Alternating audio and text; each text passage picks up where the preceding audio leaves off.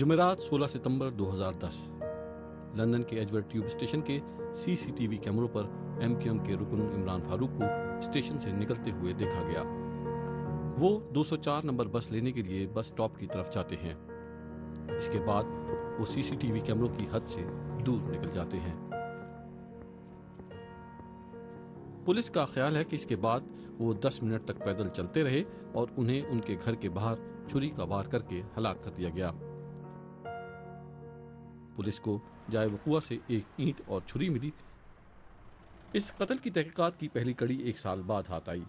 پاکستانی حکام نے 2 اشخاص کو اس قتل کے سلسلے میں گرفتار کیا۔ پاکستانی حکام نے اس قتل کے سلسلے میں 2 افراد کو گرفتار کیا تھا۔ میرے خیال میں ان کو کراچی سے گرفتار کیا گیا تھا۔ ہم پاکستانی حکام سے رابطے میں ہیں کہ ان تحقیقات کو کیسے آگے بڑھایا جائے۔ ابھی تک پاکستانی حکام نے کسی کو حوالے نہیں کیا، لیکن پولیس عمران فاروق قتل کی واردات کی وسیع پیمانے پر تحقیقات کر رہی ہے اور گزشتہ ماہ ہیتھرو ایئرپورٹ پر ایک شخص کو حراست میں لیا گیا۔ بعد میں اسے ستمبر تک ضمانت پر رہا کر دیا گیا۔ پولیس نے اس گھر پر چھاپا مارا تھا۔ یہ الطاف حسین کا گھر ہے۔ میرے لیے یہ کوئی حیرانی کی بات نہیں کہ لوگ یہاں الطاف حسین کو نہیں جانتے، لیکن پاکستان میں ہر شخص ان کے نام سے واقف ہے۔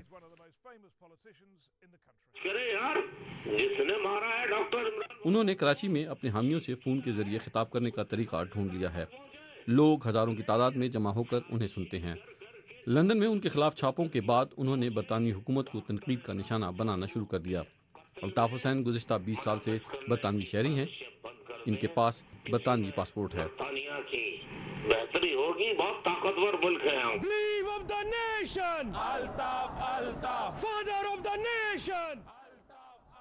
لندن کے ایجویر کے علاقے میں ان کی پارٹی کا دفتر۔ پاکستان سے یہ بھلے ہزاروں میل دور سے ہی، لیکن یہاں سے انہوں نے اپنی جماعت کو قابو میں رکھا ہوا ہے۔ وہ عمران فاروق کے قتل میں ملوث ہونے سے انکار کرتے ہیں۔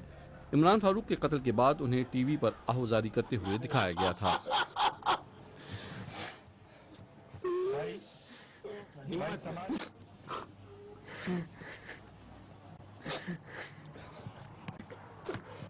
بہت مضبوط شخصیت ہے، میں نے آپ کو دیکھا ہے۔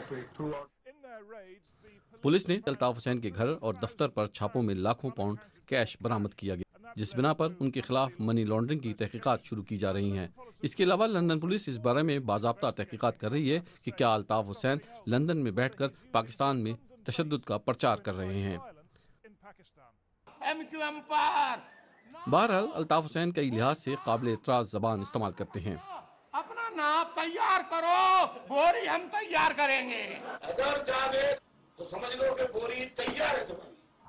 اگر گھوم گیا اور اس نے ٹھوک دیا آپ کو تو پھر اس کا الزام الطاف حسین میں آئے گا۔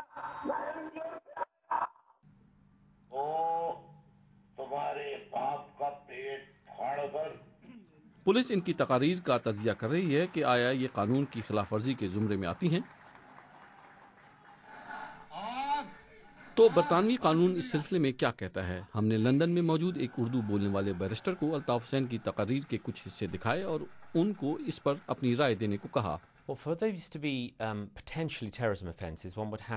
دہشت گردی کے تحت طاقت کے استعمال کی دھمکی دینا جرم ہے، اور ان کلپس میں طاقت کے استعمال کی دھمکی موجود ہے جو سیاسی مقاصد کے لیے دی گئی ہے، اور اس کا مطلب حکومت پر اثر انداز ہونا ہے۔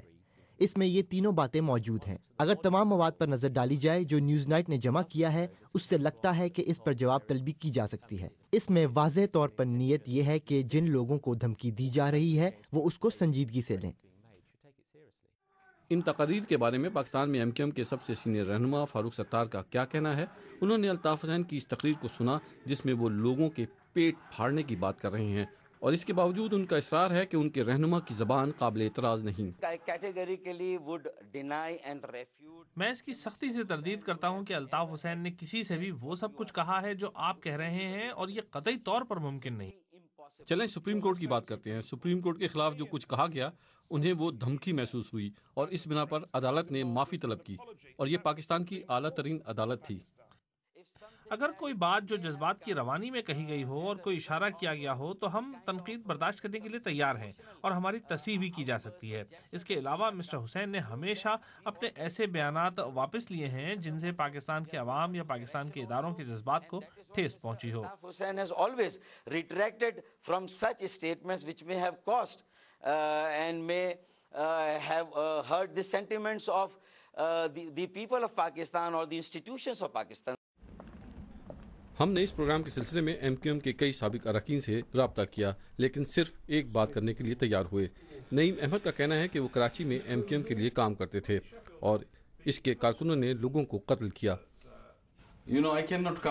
میں نے گنا نہیں، لیکن سینکڑوں لوگوں کو قتل کیا گیا۔ ہاں، سینکڑوں لوگوں کو قتل کیا۔ ایم کیو ایم کا کہنا ہے کہ وہ ایک پرامن جماعت ہے اور وہ تشدد نہیں کرتی۔ نہیں، یہ کوئی پرامن جماعت نہیں ہے، وہ شدت پسند ہیں اور وہ ایک مافیا کی گروہ کی طرح ہیں۔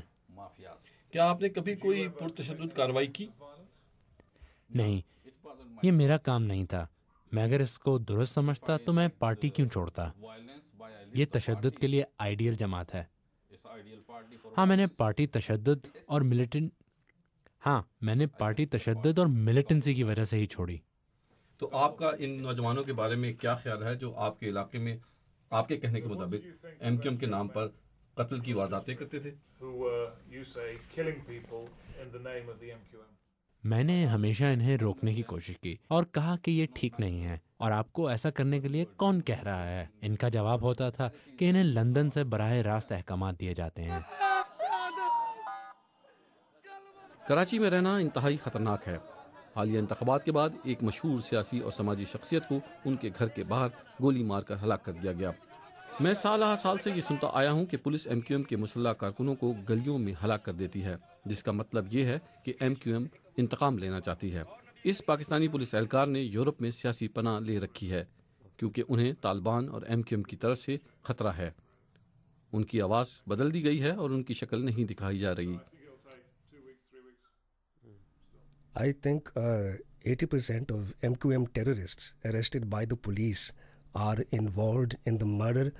میرے خیال میں گرفتار کیے جانے والے ایم کیو ایم کے 80% دہشت گرد قتل اور دہشت گردی کی دوسری وارداتوں میں ملوث تھے۔ جب کبھی آپ نے ایم کیو ایم کے کسی کارکن کو گرفتار کیا تو ایم کیو ایم کا کیا رد عمل ہوتا تھا؟ ایم کیو ایم نے میرے خلاف بیانات دیے اور مجھے جان سے مارنے کی دھمکی دی اور میرے کئی ساتھی مارے بھی گئے۔ آپ کے کتنے ساتھی ہلاک کیے گئے؟ میرے خیال میں 20۔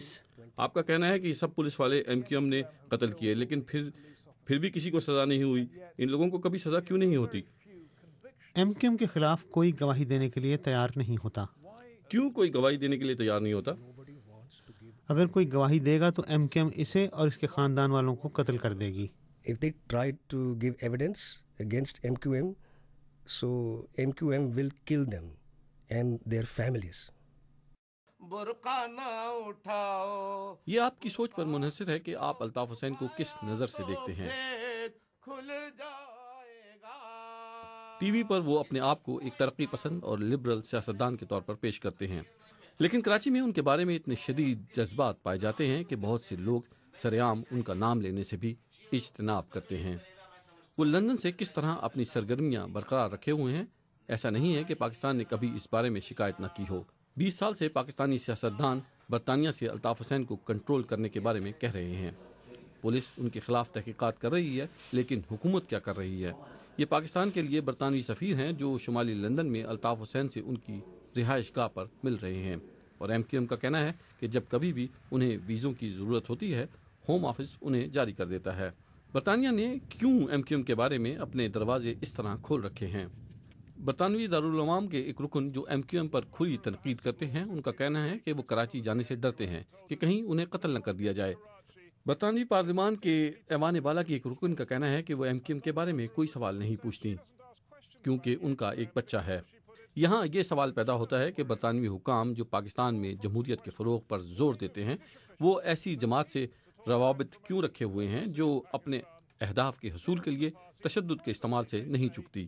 اس خط سے شاید ان سوالوں کا جواب مل سکے۔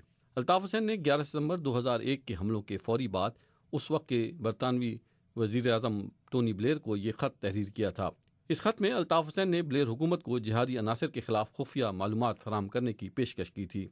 اب تک ایم کیو ایم اور برطانوی دفتر خارجہ اس طرح کے کسی خط کی موجودگی سے انکار کرتے رہے ہیں، لیکن معلومات تک رسائی کے قانون کے تحت نیوز نائٹ نے اس خط کے لکھے جانے اور 10 ڈاؤننگ اسٹریٹ کو بھیجے جانے کی تصدیق کی ہے۔ یہ بڑی دلچسپ بات ہے۔ ایک طرف تو ایک ایسی جماعت ہے کہ جس کی پاکستان میں بڑی پیچیدہ اور متنازع حیثیت ہے، اسے 4000 میل دور سے ریموٹ کنٹرول کے ذریعے چلایا جا رہا ہے۔ دوسری طرف یہ جماعت برطانوی حکومت کو کس حد تک پاکستان میں اثر انداز ہونے میں مدد کرتی ہے، اور جہادیوں کے خلاف تحفظ بھی۔ ہاں، گزشتہ برسوں میں ایم کیو ایم نے اپنے آپ کو مذہبی انتہا پسندی کے خلاف دیوار کے طور پر پیش کیا ہے اور اس سے فائدہ اٹھایا ہے۔ اس میں کوئی شبہ نہیں کہ الطاف حسین اب بہت دباؤ میں ہیں، لیکن پاکستان میں بڑا سوال یہی ہے کہ کیا برطانوی حکومت الطاف حسین کو مجرموں کے کٹہرے میں لائے گی؟